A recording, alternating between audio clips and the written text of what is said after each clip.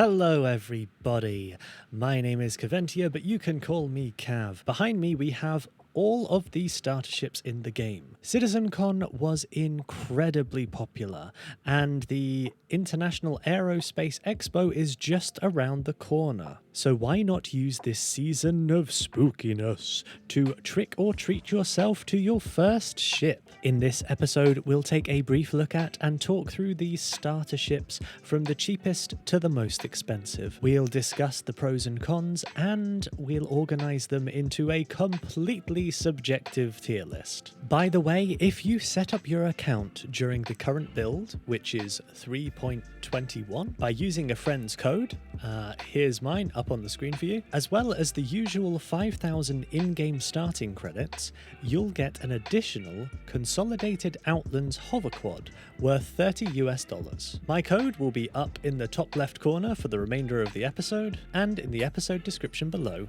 in case you want to use it. So ready up, don't forget your landing gear, and let's get into it. The Aurora is one of the oldest ships on this list, but also one of the cheapest. It boasts a bed, which isn't to be understated, as it can offer you the ability to log off outside of an armistice zone in space or on a planet to kick off your next play session where you want to be. It's ideal for running your first box missions. You can attach a couple of extra size 1 weapons to it and get a little taste of bounties, even though it's quite squishy. However, at this low price point, with a quick claim time, for the majority of beginners, I can definitely recommend this as a starter ship. A tier. It represents incredible value. Please note, you likely won't use it as much when you purchase your second ship in-game, but it represents what you need to get into the game, and that's what counts. The Mustang Alpha by Consolidated Outlands is the other cheapest entry into Star Citizen. This ship has great visibility, is quite nimble, and handles great in atmosphere.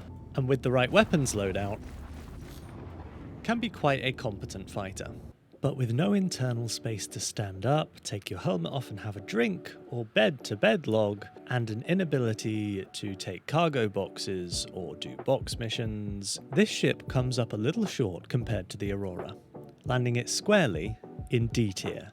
Nice ship, rough start. There is one exception, and that's if you know that you want to get into the game for combat, racing, and a little bit of low flying on a budget, then perhaps choose this ship. Otherwise, it's difficult to recommend this ship to the majority of players. The Bumblebee of the verse. The Drake Cutter has many of the same benefits as the Aurora. A little bed, 4 SCUs worth of space for cargo, some internal space where you can take your helmet off to have a drink, but generally costs a little bit more. And by goodness, this ship is a little cute slow brick in atmosphere. Come on, buddy. Come on, let's use all your boosts. Come on, buddy. C tier. Good, not great.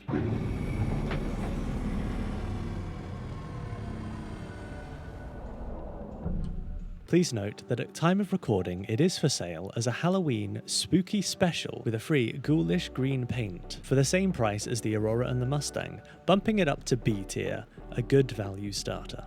The Anvil Pisces is a great little ship, packing an incredible amount of value into a small and fast frame. It has a little cargo area, and even some seats for friends. Oh, and it is incredibly fast in atmosphere. It's a little pocket rocket. Ideally you want the C8X variant as it has extra weapons as standard. Although it doesn't have a bed to log off from, it's one of those ships that even after you've been playing for years and you have bought a lot of in-game ships, you'll still find yourself pulling this out for short trips and FPS bunkers. B tier, basically a Star Trek shuttle. Also, it fits inside some of the bigger ships, so you get to do the kind of Russian doll ships thing, which is kind of fun. Origin is a brand that brings a little finesse to your ship.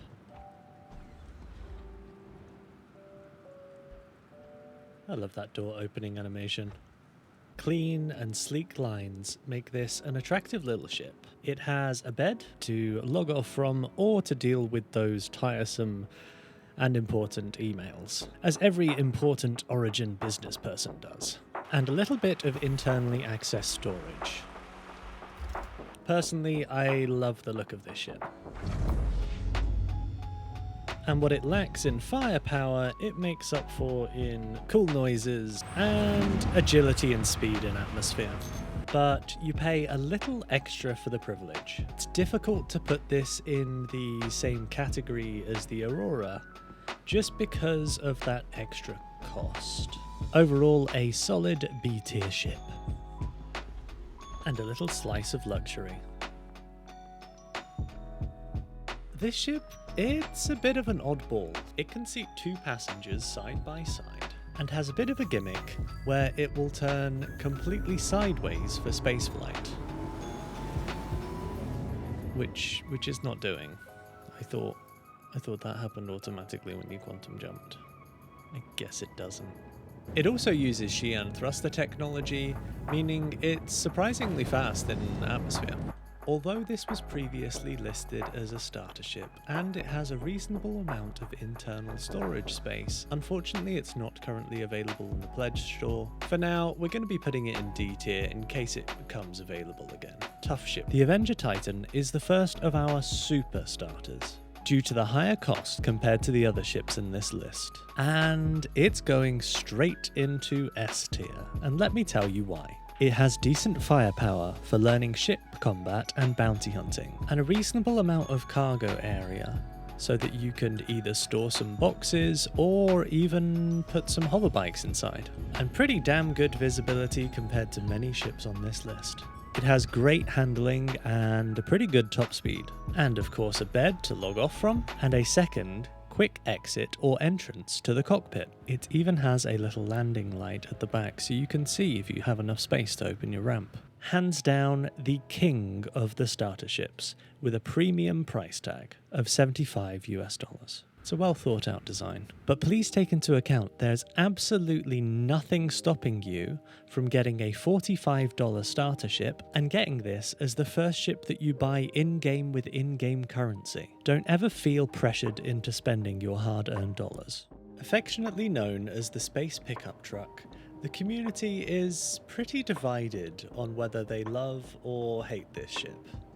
It handles pretty badly, has reasonable firepower, has quite good shielding, and of course you can't miss the cool alien hover technology. Check that out. But it also has an open flatbed for your rock mining vehicle or other small ground vehicle. For some cargo too, as long as you don't mind it getting tractor beamed off by passers-by. It has a space toilet, a small kitchen area, and of course a bed, which you'd expect from a vehicle of this size.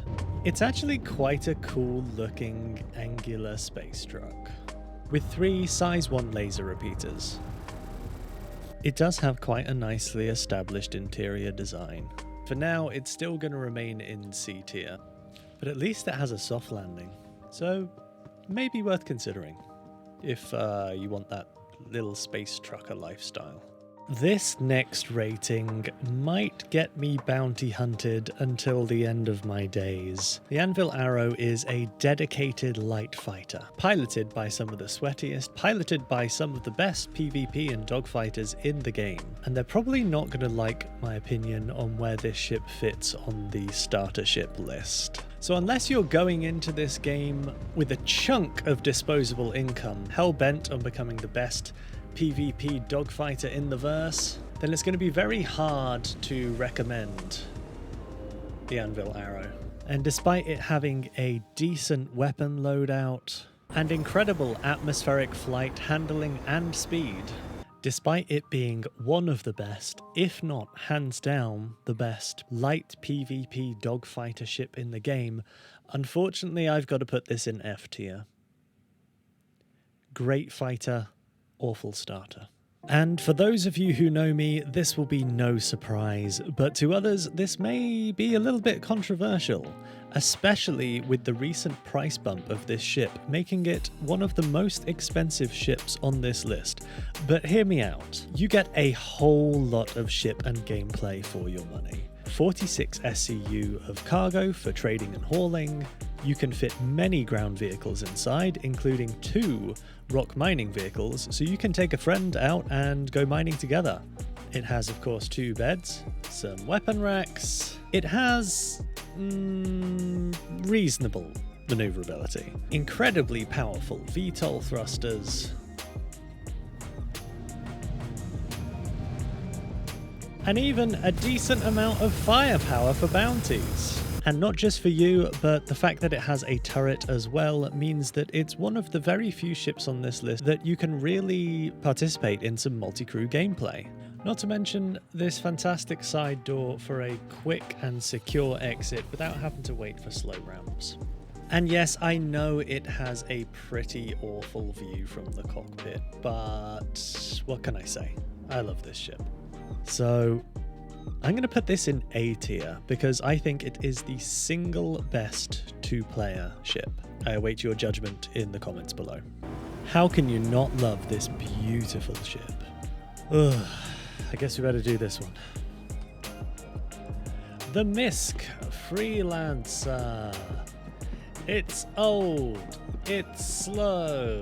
It handles like a brick. Actually, I think that would be unfair on a brick. Let's give myself a time limit to talk about it.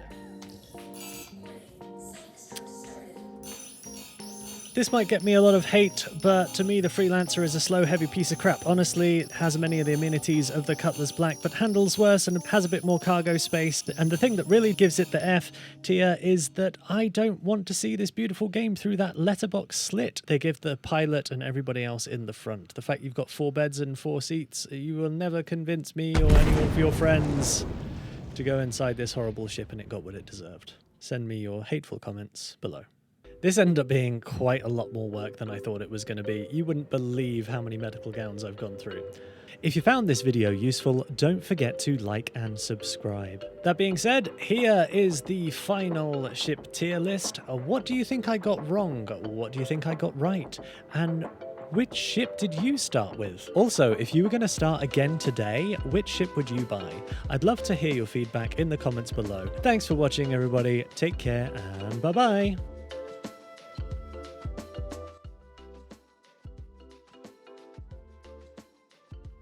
Just a quick caveat for you. This list is subjective and aimed at the majority of players. Although I've done my best to ensure this video is fairly future-proof, please take into account all ships in this video are based on their prices in USD. Prices of ships on the RSI website are subject to change, and prices may vary based on your country and their tax laws. The Mustang is the other cheapest entry into Star Citizen. It's quite nimble and handles great in atmosphere, and after adding a couple of extra size 1 weapons, this ship is quite capable of exploding. Absolutely capable of exploding. This ship is a quite capable little combat ship. What's going on? There's quite a few of me hanging around. Yeah, not proud of that, but got to get back here fast with all these ships. Can we fix this? Enter pilot seat. Let's see how this goes. We're still good. We're still good. Don't blow it up. Engines on. Let's try pulling down. Try pulling up will kill us. Pull down. There we go. There we go. Hello. Why is it so dark? Why did I pick this horrible planet for this video? Yep. Damn it, son. You were supposed to be rising. I thought you were rising, son. Oh dear. Oh no. Oh dear. Oh no. Oh dear. Oh, hold on. Oh dear. Oh dear. Oh no. Oh dear. Oh what? There we go. You will be arrested if you do not bring your vehicle to an immediate. Oh Jesus. Don't arrest me. I'm trying to make a video. What happened to you, 100i? Why are you upside down? We'll get there eventually. This is gonna hurt, isn't it? Hurry up! Where do I get in this thing? Seriously, where do I get in? Let me in! You can tell I know how to use this ship, huh? Is there a button? Is there an elevator? There! It does have a pretty cool ladder. I'm gonna be placing this ship... Open again, doors. What is wrong with you, Mustang? Why do you always do this to me? Every other ship here is behaving. literally every other ship. But you, with your weird states of your damn wings desinking, caused me so much trouble. We can do this. We can do this. That's not weird at all. Just levitate up to there. Realism. Invipit. And has a gimmick where it turns vertical for spaceflight. I guess I don't have it bound, and I don't know how to turn into sideways mode. I guess just quantum. What are you doing? What are you doing, ship? I just wanted to show me in the turret. What are you doing, Cutlass Black? I'm trying to show everyone how good you are, and you go and do this to me?